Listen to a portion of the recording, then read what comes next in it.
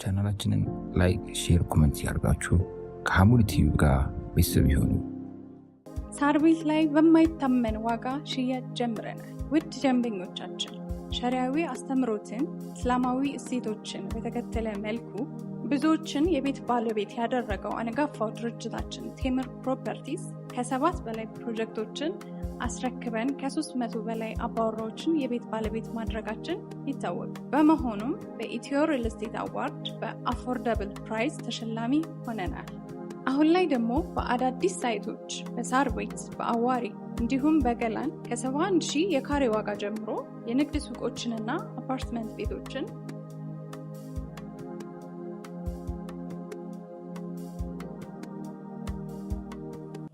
አላህ ሱብሓነሁ ወተዓላ በምድር ላይ እስካቆየን ድረስ መራቅ ያለብን ከባዱ ነገር የሰው ልጅ ደም ነው። አወሉ ማለት መጀመሪያ ብይን የሚሰጥ ቂያማ ቀን ከሰዎች ሐቅ የመጀመሪያው ደም ለፍርድ ለብይን የሚቀርብ ለጥያቄ ሰው የሚቀርብበት ጉዳይ ቢኖር ሰው ልጅ ደምን ነክቷል ወይ፣ ሰው ልጅ ህይወት እንዲጠፋ ምክንያት ሆኗል ወይ? ቀጥታ ባይገለም ቅድም እንዳለ ትንሽ በሆነ ምልክት እንኳን አነሳስቷል የአንድ ሰው ህይወት መጥፋት ላይ ቀጥታ ብቻ መሆን አይጠበቅበት። ቀጥሎ የሚመጣው የአላህ ሐቅ ሰላም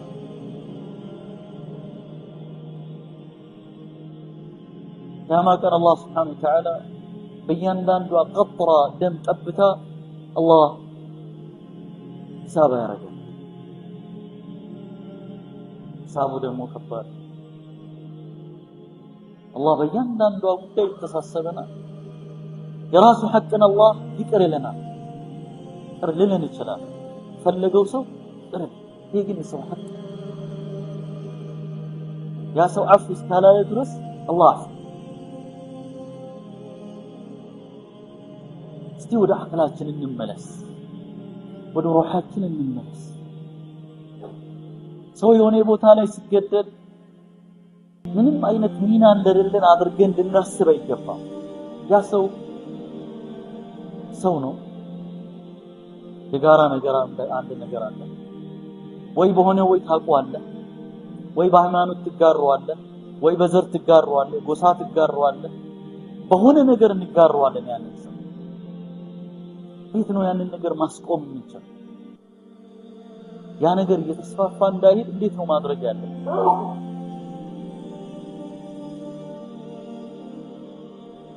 እንዴት ነው የማህበረሰባችን የሆነ አካል የደም ነጋዴ ሲሆን ሰላም ሊሰማን ይችላል? መግደልን እንደ ቀላል ነገር ዝንብን የመግደል ያክል የሰው ልጅ ህይወት እየረከሰ የሚሄድ ከሆነ ምንድነው ዋስትናችን? ይሄንን ጥያቄ ወደ ማንም አይደለም ማመላከት ያለብን። የኔ ሚና ምንድነው እዚህ ውስጥ ይሄን ለማስቆም? ቢያንስ ለመቀነስ ለመግታት ምንድነው ሚናዬ መሆን ያለበት?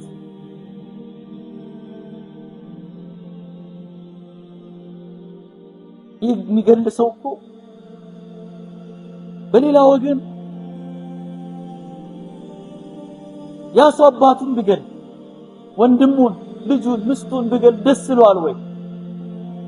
ለራሱ የማይፈልገው በሌላ ሰው ላይ እንዴት ነው የሚፈጸመው?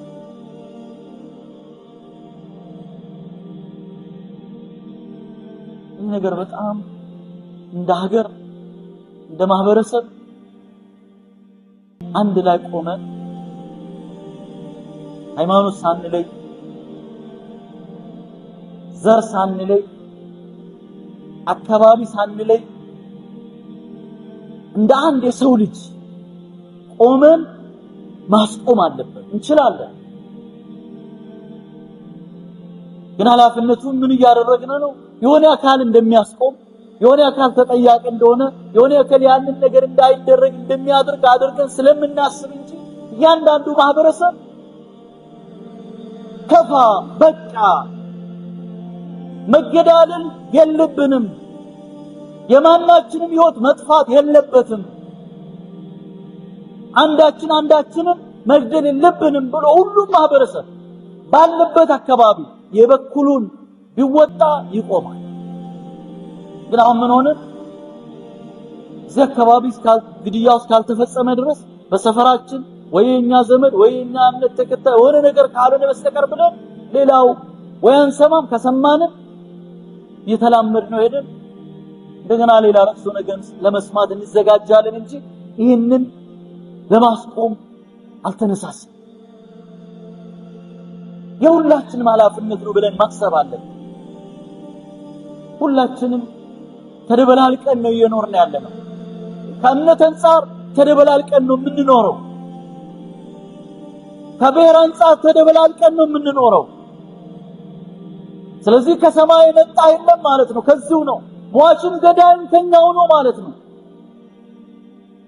ድንበር የለንም።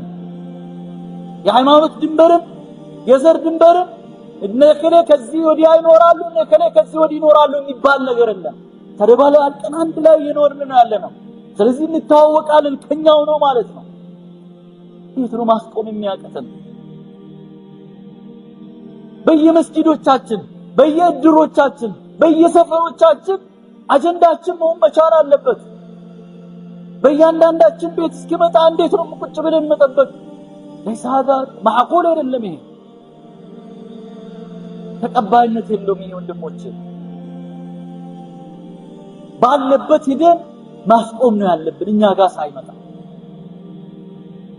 እናስበው፣ እንጨነቅበት።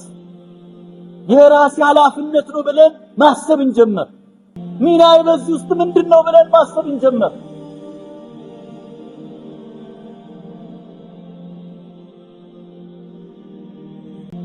ሰው ልጅ ክቡር የሆነ ፍጡር ነው ወንድሞቼ።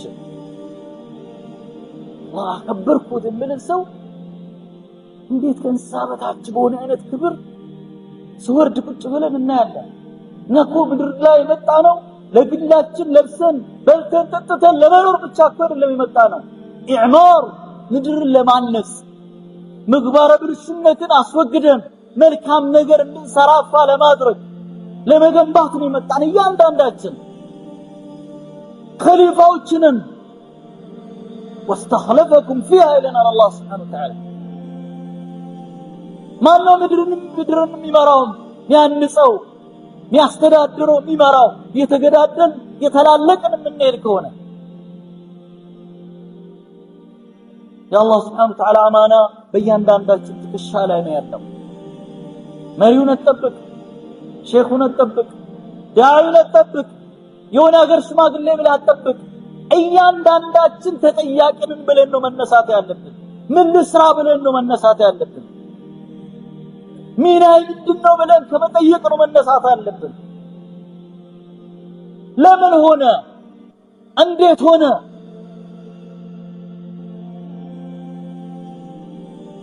አሁን እኮ ካነሁ ላ ያኒና ምንም እንደማይመለከት ሆነ እኮ። ሽማን ነው የሚመለከተው?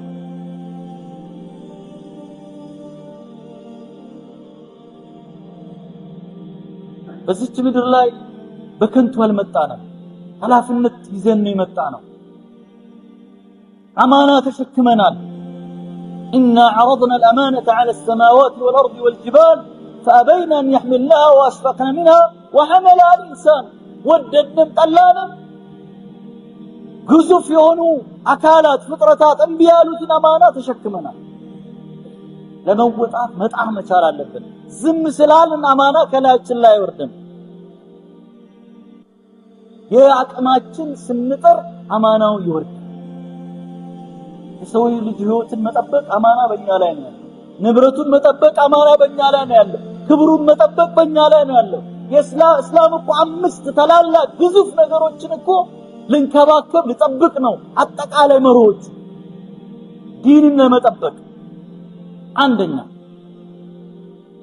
ሁለተኛ የሰው ልጅ ህይወትን ክብር ነፍስን ለመጠበቅ ሰው ልጅ ደክሞ ላቡን አንጠፍጥፎ ሚሰበስብ ሀብቱን ለመጠበቅ ሰው ልጅ ክብሩን ለመጠበቅ ዘሩን ለመጠበቅ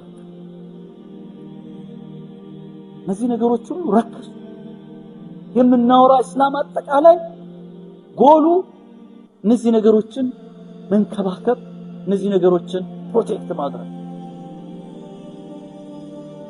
እዚህ አንዱ የተናደ ሄዶ እስላም ዓላማ እኛም ወደዚህ ምድር የመጣንበትም ዓላማ መንገዱን ስቶ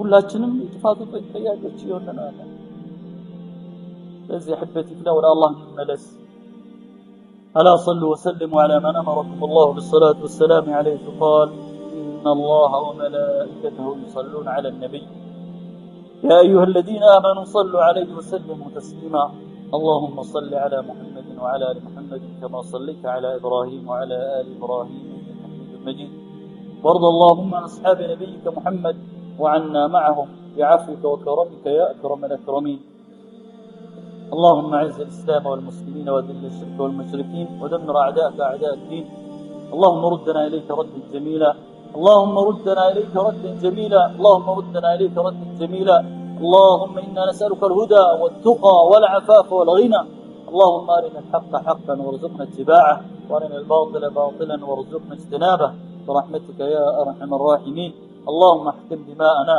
اللهم احكم دماء المسلمين في كل مكان اللهم احكم دماء المسلمين في كل مكان برحمتك يا أرحم الراحمين اللهم إنا نسألك العفو والعافية اللهم آمنا في أوطاننا اللهم آمنا في أوطاننا اللهم آمنا في أوطاننا وأصلحنا وأصلح من وليته علينا برحمتك يا أرحم الراحمين اللهم اجعلنا هداة مهتدين غير ضالين ولا مضلين برحمتك يا أرحم الراحمين اللهم احسن عاقبتنا في الأمور كلها وأجرنا من خزي الدنيا وعذاب الآخرة برحمتك يا أرحم الراحمين عباد الله إن الله يأمر بالعدل والإحسان وإيتاء ذي القربى وينهى عن الفحشاء والمنكر والبغي يعظكم لعلكم تذكرون اذكروا الله العظيم الجليل يذكركم واشكروه على نعمه يزدكم ولذكر الله أكبر الله يعلم ما تصنعون في الصلاة